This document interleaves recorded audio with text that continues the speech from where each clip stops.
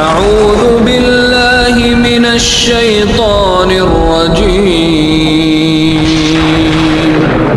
بسم الله الرحمن الرحيم.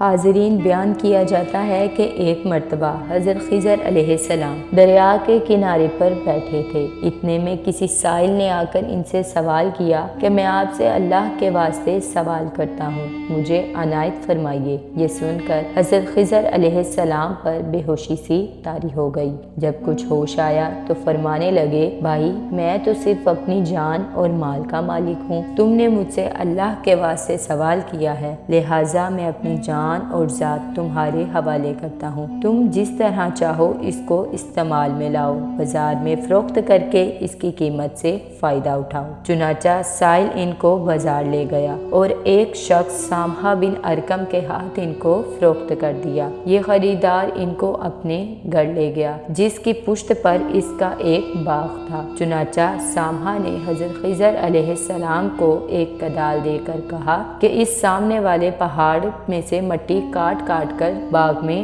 ڈالتے رہیں، اور یہ حکم دے کر سامحہ اپنی کسی ضرورت کے تحت وہاں سے چلا گیا اور حضرت خضر علیہ السلام اس پہاڑ سے مٹی کاٹ کاٹ کر باغ میں ڈالنے لگے. جب سامحہ واپس آیا تو اس نے گھر والوں سے پوچھا، تم نے غلام کو کھانا کھلایا یا نہیں؟ گھر والوں نے جواب دیا کہ ہمیں معلوم ہی نہیں کہ غلام کہاں ہے. یہ سن کر جب سامحہ خود کھانا لے کر باغ میں آیا تو اس نے دیکھا کہ وہ غلام یعنی کہ حضرت خضر علیہ السلام تمام پہاڑ کی مٹی کاٹ کر باغ میں ڈال چکے تھے اور اپنے کام سے فارغ ہو کر اپنے مولا حقیقی کی عبادت میں مصروف تھے. یہ دیکھ کر سامحہ کو بڑا تعجب ہوا اور اس نے دریافت کیا کہ یہ تو بتائیے کہ آپ کون ہیں. یہ بات سن کر حضرت خضر علیہ السلام پر کچھ بے ہوشی سی طاری ہو گئی اور پھر جب افاقہ ہوا تو اس پر آپ نے فرمایا کہ بھائی میں خضر ہوں. جس کو سن کر سامحہ کے ہوش اڑ گئے کہ اس نے یہ کیا کیا، ان کو غلام بنا کر ایسے کام پر لگایا، یہ تو انتہائی گستاخی ہوئی. پھر ہوش آنے پر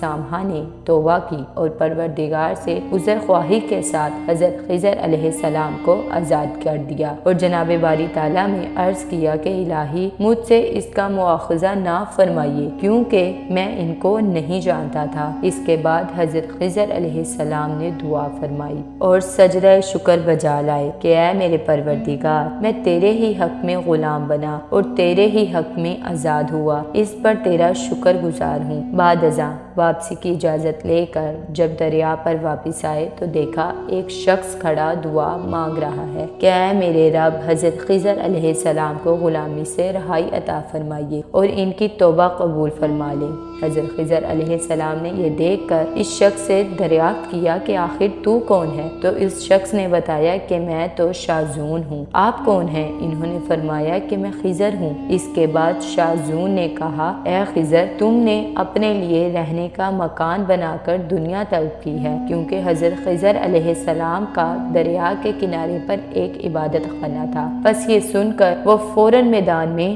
نکل آئے اور وہیں اللہ کی عبادت میں مصروف ہو گئے. اس کے بعد حضرت خضر علیہ السلام نے اسی جگہ پر ایک درخت لگایا اور اس کے سائے میں عبادت شروع کی تو آواز آئی، اے خضر، جب تم نے درخت کے سائے میں سجدہ کیا تو تم نے دنیا کو آخرت پر ترجیح دی. مجھے اپنی عزت اور جلال کی قسم ہے، مجھے دنیا کی محبت میں رضامندی نہیں ہے. اس کے بعد حضرت خضر علیہ السلام نے شاذون فرشتہ سے کہا کہ اے شاذون، دعا کرو کہ اللہ تعالیٰ میری توبہ قبول فرما لیں. چنانچہ شاذون نے دعا کی اور اللہ تعالیٰ نے شاذون کی برکت سے حضرت خضر علیہ السلام کی توبہ قبول فرما لی. حاضرین، ہمیں اس سے یہ حاصل ہوتا ہے کہ خدا کے برگزیدہ بندے اسی حالت میں راضی رہتے ہیں جو اللہ کو منظور ہو. بے شک ہماری فلاح بھی اسی میں ہے کہ زندگی کے ہر موڑ پر آنے والے ہر بیچ و خم میں ہم راضی بر رضا رہیں، اللہ تعالیٰ کی چاہت کو سامنے رکھ کر زندگی گزاریں. دعا ہے اللہ تعالیٰ ہمیں اس واقعے سے سبق حاصل کر کے نیک بننے کی توفیق عطا فرمائے.